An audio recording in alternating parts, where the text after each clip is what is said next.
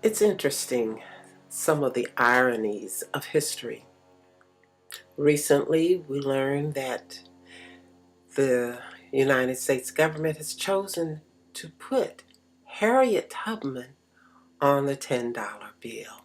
Now, of course, there are people who are opposed to that, but for many of us, Harriet Tubman is an excellent example of a woman's courage and commitment to making this country live up to its values and promises of freedom and equality. Now, I just recently read an article in this month's Smithsonian Magazine about someone else whose name also was Tubman, William Tubman. And he was the president of Liberia in Africa for 27 years. Now, what is significant and ironic, aside from the similarity in their names, is that the African Americans who went to Liberia instituted a state of economic and political injustice fashioned on that which they had experienced in the South. But it wasn't racial, because the Africans were also black, but they were natives.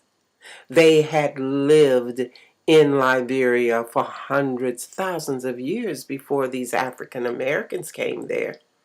And they were not necessarily the ones who sold those Africans Americans into slavery. And for over 300 years, over 100 years, these native Africans were mistreated.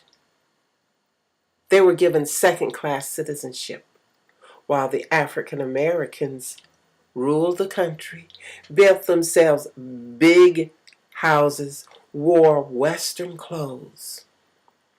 Unfortunately, the change in government was one of the worst wars in Africa, and Liberia has not yet recovered.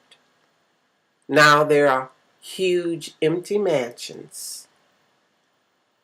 But this is all to point out that if you treat people in a bad way, like sending them to Afghanistan and treating them to kill others who you tell them are bad, how can you expect them to not react that way to others? Think about the irony.